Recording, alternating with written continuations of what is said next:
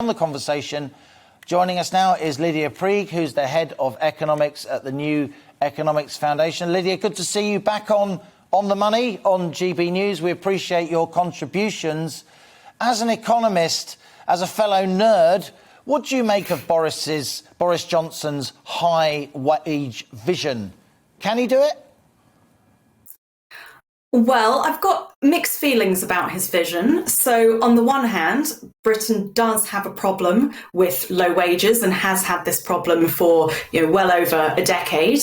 So, for example, currently 38%, so over a third of people on universal credit are actually in work. So we've got a big problem with in-work poverty, poor working conditions, etc. And obviously the Conservative government have been in power for over 10 years, so they've had plenty of time to deal with this. But, nice to see Boris at least acknowledging it now.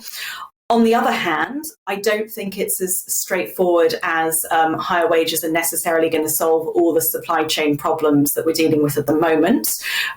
So, for example, if you take the lorry driver situation where we're already seeing some large pay packet increases being offered, there are still fundamental things about the job and the desirability of the job that mean that people aren't taking them up, and concerns about immigration levels with these new temporary visas. Is it going to be enough to bring in enough lorry drivers to fill that gap?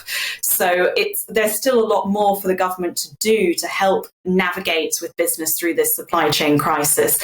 And also, I don't really feel like Boris Johnson announced any policies to do with this high wage Britain vision. What is the government actually going to do to support these high wages?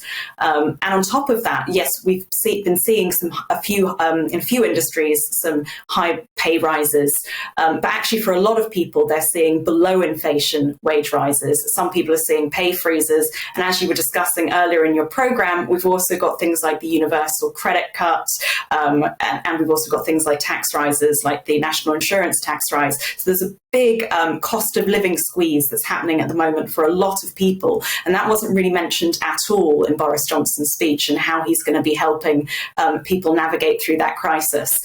For example, why are we doing this universal credit cut? I would say, why are we doing it at all when we, even with the £20 uplift, have one of the weakest social security systems in high income countries? But more than that, why are we doing it at this specific time? Of course, the answer to that is because it was an arbitrary deadline that was set many, many months ago. But I would really encourage the Conservatives to reconsider that. And obviously, Boris just neglected the cost of living side of things completely in his speech. Lydia, and for me, it comes down to what economists like us call productivity. Broadly, the efficiency of the economy, the amount of output we get, be it goods or services, for each given amount of input. And it strikes me, if higher wages are because of supply shortages and supply chain issues, those higher wages are just going to lead to inflation. If higher wages are a symptom of success, of higher productivity, which itself stems from higher skills, more investment in productivity boosting initiatives, then they're a good thing. I'm concerned that the Prime Minister sees high wages themselves as a good thing, whereas high wages are actually a symptom of other good things that may not happen.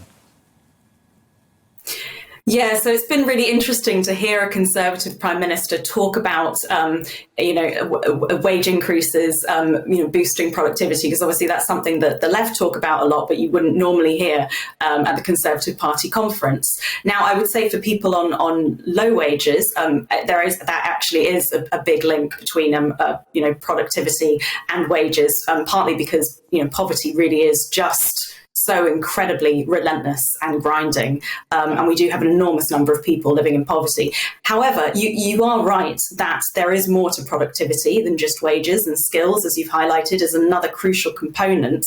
And I felt like that Boris's speech was also lacking on that front. Like, he did talk about skills, he did talk about levelling up, but he he didn't, for example, really talk about things like vocational training, which is a huge gap. You know, he was talking about small grants for maths and science, which is great, but we've got a bigger problem here, and the government needs a well thought out, in advanced strategy for what are the skills that the UK needs, and how are we going to make sure the UK workforce have those skills, and how are we going to train them up. And as you can see from the current supply chain crisis, you know, even for something more predictable like Brexit, which we knew was coming, and we knew certain industries were highly dependent on migrant labour, so this would be a potential problem. The planning was clearly absent, the thinking through contingency plans, etc. So this problem is going to come up again unless we have some sort of national strategy for things like, you know, how are we going to get the skills for a net zero transition, you know, etc. So I guess you would summarise the speech, Lydia, from your perspective. It was a kind of feel-good, boosterish address to the party faithful rather than a thought-through, coherent economic plan as we go into tougher times. Yeah, I mean, you know, there were bits of it that I liked, like, you know, physical infrastructure investment is important, and the train networks in certain parts, they do definitely need improvement. And it was good to see, like, Boris highlighting the fact that, you know, parts of the UK have been very low wage economies, and this is a problem. So it wasn't like, you know, universally negative for me, but it was missing a lot of the nitty gritty to be really convincing on some big challenges like skills, and also just not mentioning the cost of living crisis, or even the supply chain crisis at all that's going on, and just trying to, you know, create this positive, uplifting vision for the future.